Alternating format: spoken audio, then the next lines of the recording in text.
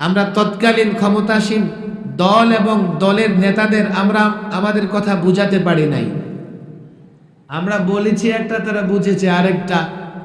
ফলে যা হবার তাই হয়েছে, যা হবার তাই হয়েছে।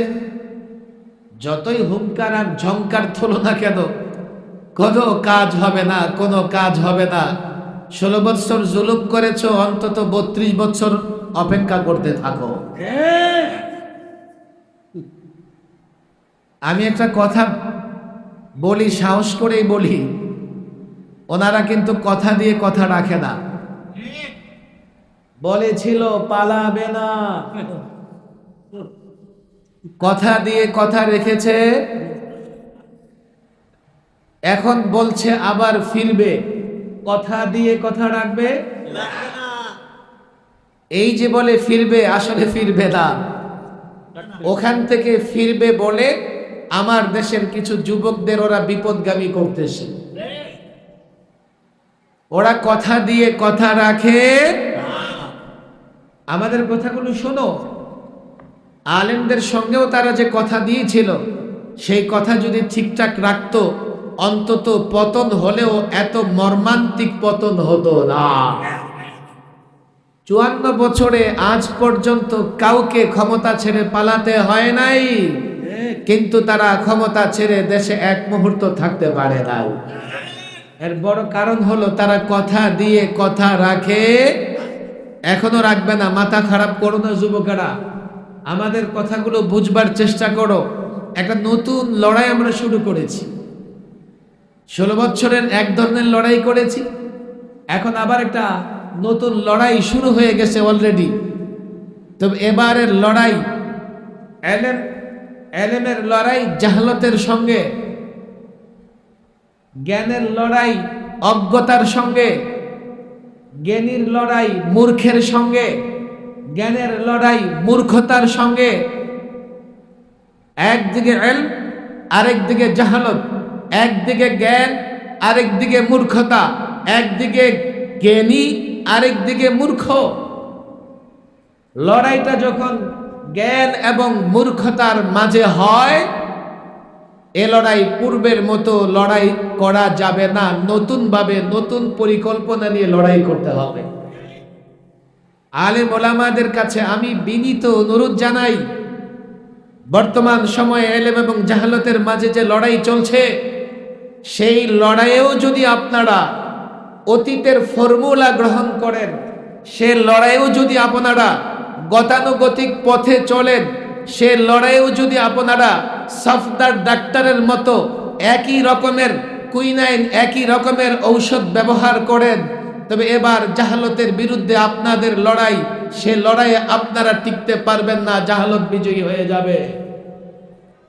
আর এই লড়াইয়ে যদি নতুন করে পরিকল্পনা করতে পারেন, এই লড়াইয়ে যদি নতুন করে প্রস্তুতি নিতে পারেন, জাহালত জিতবে না, ইলম জিতবে। আর ইলম জিতবে মানে কোরআন সুন্নাহর ইলম, যে মাদারেসে কওমিয়ায় শিক্ষা দেওয়া হয়, মাদারেসে কওমিয়ার চিন্তা দ্বারা বিজয়ী হবে। জাহালত, অজ্ঞতা, মূর্খতা বিজয়ী হতে পারবে না। আমি ভূমিকা টানবো না, নানা দিকে আজান হবে, আবার এখানেও আজান হয়ে যাবে। আমি ভূমিকা টানবো না লম্বা, তবে আমার শুরু কথাগুলো না বুঝলে হয়তোবা ওলামা একরাম আমার উপরে আপত্তি তুলবেন। ওলামা একরাম আমার চিন্তাটাকে নতুন চিন্তা বলবেন। No, never. আমি যে চিন্তার কথা বলছি ব্যক্তি সাখাওয়াত রাজির চিন্তা নয়। আপনারাও গবেষণা করেন, পৃথিবীতে অনেক পরিবর্তন হয়েছে, অনেক বিপ্লব সংগঠিত হয়েছে, অনেক অভ্যুত্থান হয়েছে। বিপ্লবে যেমন বিপ্লব সংগঠিত হওয়ার পেছনে যেমন ইসলাম ভূমিকা রেখেছে, কোথাও বিপ্লব সংগঠিত হওয়ার পেছনে সেকুলারিজম ভূমিকা রেখেছে, কোথাও আবার সমাজতন্ত্রের চেতনার মাধ্যমে বিপ্লব হয়েছে। আমাদের একটা বড় ব্যর্থতার জায়গা হচ্ছে আমরা শুধু বিপ্লব কিংবা অভ্যুত্থানের কথাই বলি। অতীতে যত বিপ্লব হয়েছে, অভ্যুত্থান হয়েছে, কিভাবে হয়েছে, অভ্যুত্থানের পরে রাষ্ট্র কিভাবে মেরামত করা গেছে, এই নিয়ে আমাদের ভেতরে কোনো স্কুল অফ থট নাই, চিন্তার জায়গা নাই। আমাদের ভেতরে পাঠচক্র হয় না, আমাদের ভেতরে মোতালা হয় না, আমাদের ভেতরে মুজাকারা হয় না। এই বাংলাদেশে আবার 24-এর যে অভ্যুত্থান হয়েছে, আমি তো বলি অভ্যুত্থানের পরে সংবিধান সংস্কারে আমি পরামর্শ দিয়েছি। অভ্যুত্থানের পরে জাতীয় ঐক্যমত্য কমিশনের প্রত্যেকটা বৈঠকে উপস্থিত থেকে আমি পরামর্শ দেওয়ার চেষ্টা করেছি। ঘন্টার পর ঘন্টা আমি বিতর্ক করেছি। আমার যা মনে হয়েছে, 24-এর অভ্যুত্থান হয়েছে জালেমের বিরুদ্ধে, 24-এর অভ্যুত্থান হয়েছে হিন্দুত্ববাদের বিরুদ্ধে, 24-এর অভ্যুত্থান হয়েছে সন্ত্রাসের বিরুদ্ধে, 24-এর অভ্যুত্থান হয়েছে মূর্খ নাস্তিকতার বাদের বিরুদ্ধে। আমরা সেটা বিদায় করে দিয়েছি, সক্ষম হয়েছি। কিন্তু এখন বাংলাদেশ মেরামত করবার জন্যে, এখন বাংলাদেশ সংস্কার করবার জন্যে যে ব্যক্তিত্ব দরকার ছিল, যে ফর্মুলা দরকার ছিল, তা নাই বলে কোনো সংস্কার হচ্ছে না। 9-6 দিয়ে 19 থেকে 20 করে যা হচ্ছে, আল্লাহর কসম এই সংস্কার দিয়ে বাংলাদেশের মানুষের ভাগ্যে পরিবর্তন আসবে না। অভ্যুত্থান হয়েছে, আমরা রক্ত দিয়েছি। অনেক কথা বলতে মন চায়, আমি জানি না আপনারা আমার কথাগুলো কিভাবে নেন। আমি চান্দিনা থানার যুবকদেরও বলি, তোমরাও কথা বুঝবার চেষ্টা করো। যদি বুঝবার চেষ্টা না করো, তাতে আমরা ক্ষতিগ্রস্ত হব না, তোমরা ক্ষতিগ্রস্ত হবা। অভ্যুত্থানের পরে রাষ্ট্র মেরামত করবার জন্য যে রিজাল বা ব্যক্তিত্বের দরকার ছিল, অভ্যুত্থানের আগে যারা অভ্যুত্থান করেছে, তারা অতীতের সমস্ত বিপ্লব অধ্যয়ন করে, পাঠ করে, জাতিকে উদ্বুদ্ধ করে বিপ্লব করেছে। বিপ্লব ধরে রাখতে তারা পারে নাই, যার জন্য এখন নতুন একটা লড়াইয়ের ক্ষেত্র তৈরি হয়ে গেছে। আশেপাশে কোথাও আজান হচ্ছে, আশেপাশে আজান হলে বয়ান বন্ধ থাকবে।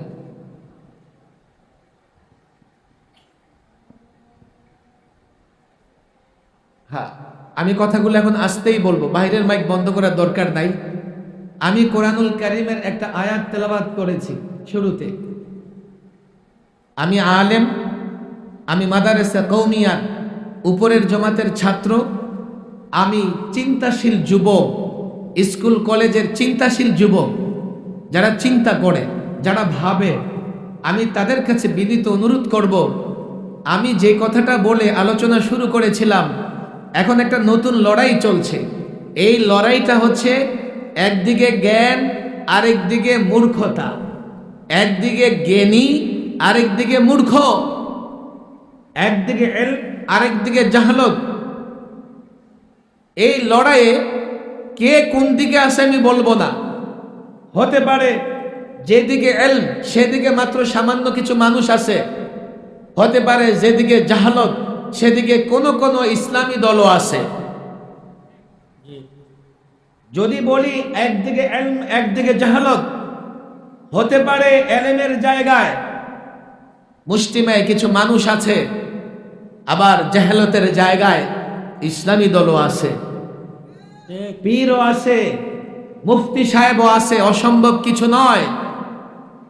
এই জন্য আমার কথাগুলো না বুঝলে আপনারা নিজেরাই আমার বিরুদ্ধে আপত্তি জানাবেন যে কি বলে গেল। যেহেতু আমি সুযোগ পাইছি, কিছু কথা তো বলবোই। সূরাতুল মায়েদার এই আয়াতটা আপনারা সামনে রাখেন। মুরব্বীদের কথা না বললে ভালো। সূরাতুল মায়েদা আয়াত নাম্বার কত? 104। নোট করে রাখেন যাতে আমারে গালি দিতে না পারেন। সূরাতুল মায়েদার 104 নম্বর আয়াতে আল্লাহ তাবারক ওয়া তাআলা কি বলেছেন? ওয়াইযা কিলা লাহুম তাআলাউ তাআলাউ,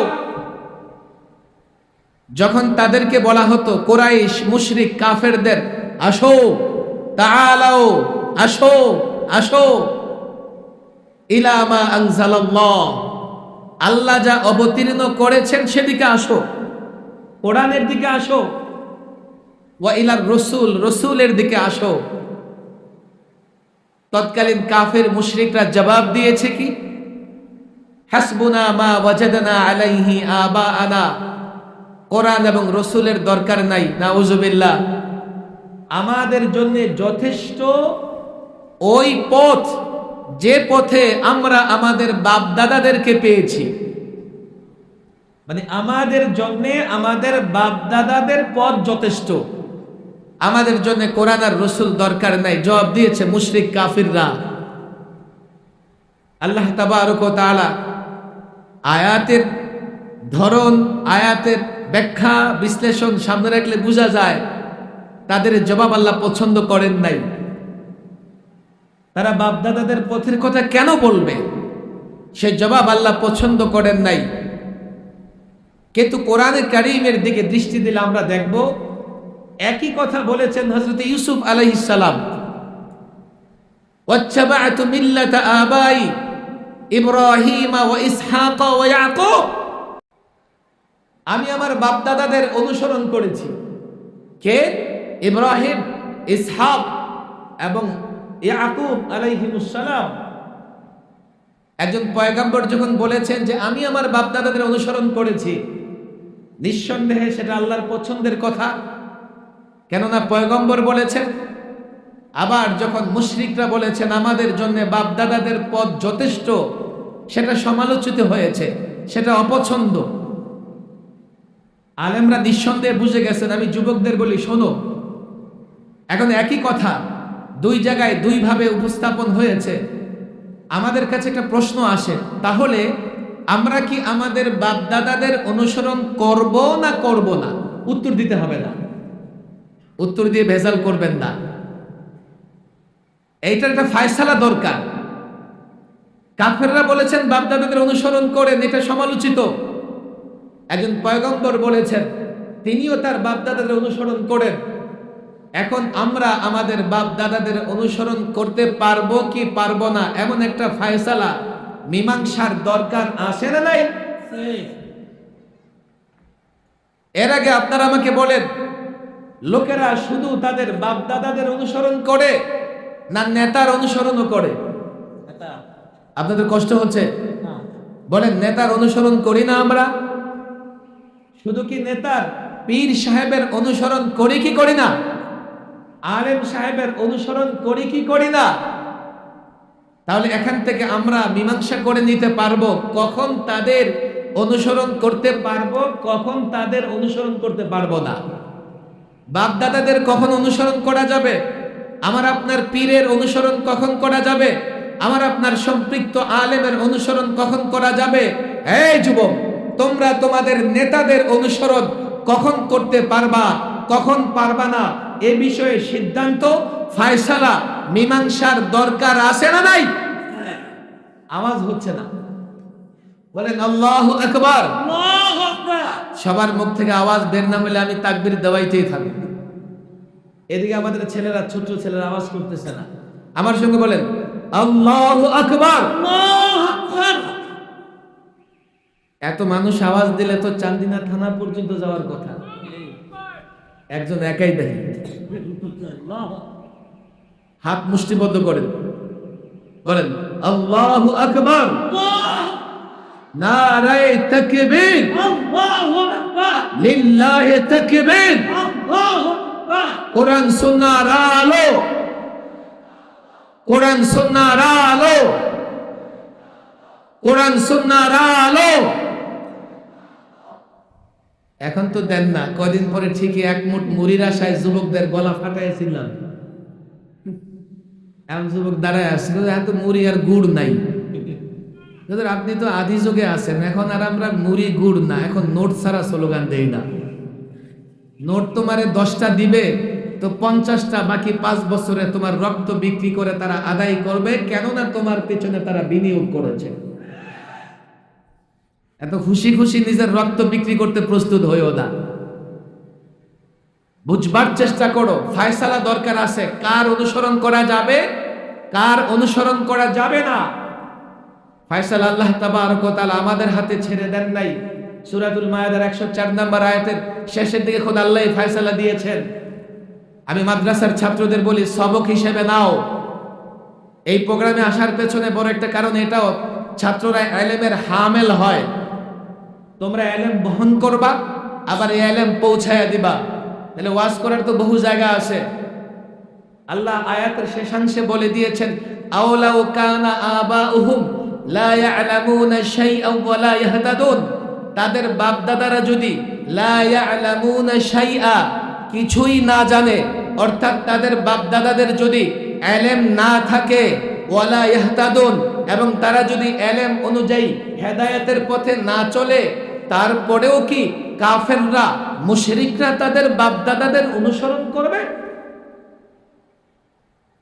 তাহলে বোঝা গেল অনুসরণ করতে হলে কয়টা জিনিস লাগবে? বলেন কয়টা? একটা হলো এলেম, একটা কি? দুই হেদায়েত। বলেন দুই হেদায়েত কি জিনিস?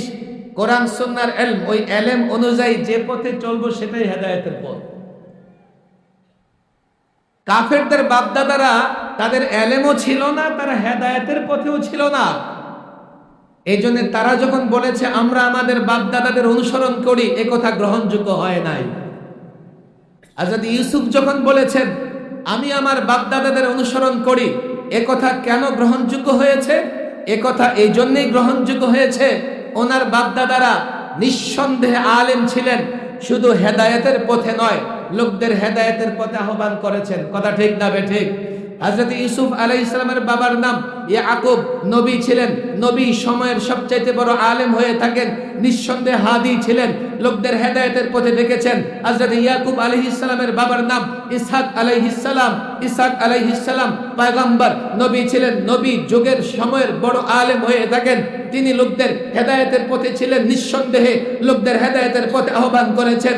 ওনার পিতা হযরত ইব্রাহিম আলাইহিস সালাম, আমরাও যাকে অনুসরণ করি, তিনি নবী পয়গম্বর ছিলেন, নিঃসন্দেহে হেদায়েতের পথে ছিলেন, হেদায়েতের পথে লোকদের আহ্বান করেছেন।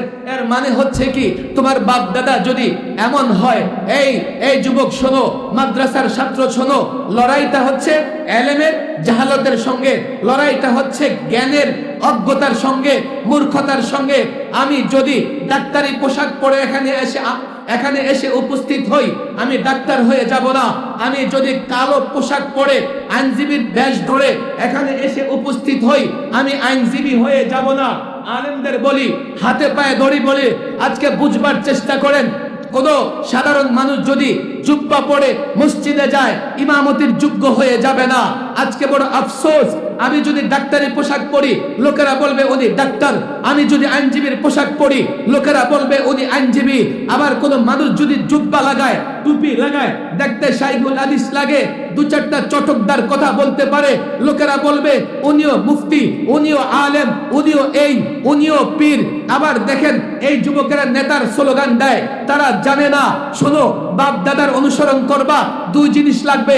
আগে দেখো বাপ দাদার ইলম আছে কি নাই, বাপ দাদা হেদায়েতের উপর আছে কি নাই, নেতার অনুসরণ করবা। এই যুবক, প্রচলিত রাজনীতির প্রত্যেকটা যুবকের হাতে ধরে বলি, পায়ে ধরে বলি, নেতার অনুসরণ করবা। আগে দেখো এই নেতা কোরআন সুন্নাহর জ্ঞান রাখে কিনা, না হলে নেতা পূজা মণ্ডপে গিয়া শুভেচ্ছা জানায়া তার ইমান বিক্রি করবে, তোমারটাও বিক্রি করে আসবে।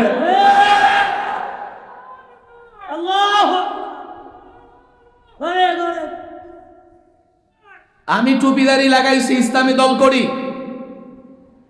আমিও টুপিদারি লাগাই ইসলামী দল করি। লোকেরা মনে করতেছে উনি ইসলামের ঠিকাদার হয়ে গেছে, পেশায় ডাক্তার, পেশায় ইঞ্জিনিয়ার। শোনেন, আমার কথা শুনতে খারাপ লাগতে পারে, আমি নিজেকে বলি, আগে কওমি মাদ্রাসার ওলামা একরাম, আসাতিজা একরামদের বিনীত অনুরোধ জানায়া বলি, এখনকার ফিতনা হচ্ছে ইলম এবং জাহালতের ফিতনা। এই ফিতনা এত মারাত্মক ফিতনা, তার অজ্ঞতা বশত, ভুল বশত শুভেচ্ছা জানায়া নিজের ইমানটা পূজা মণ্ডপে রেখে আসতেছে। আজান হচ্ছে, লম্বা কথা হয়তো বা বলা যাবে না, জামাতের সময় হয়ে যাবে। চান্দিনার যুবকেরা আমার কথাগুলো একটু শোনো। বলে হুজুর, তাহলে বাংলাদেশে যারা শাসক, এই রাষ্ট্র যারা 54 বছর চালাইছে, আমরা যাদের নামে স্লোগান দিছি, আমরা যাদেরকে নেতা বানছি, তারা অধিকাংশই তো কোরআন সুন্নাহ বুঝে না। আপনি যে কথা বলছেন সাকাত সাহেব হুজুর, আপনি টের পাইতেছেন আপনার কথা কত ভারী। এই রাস্তা করে দাও, এত বাসি মাইরো না। মেহমান আসছে, রাস্তা করে দাও, মেহমানকে নিয়ে যাও।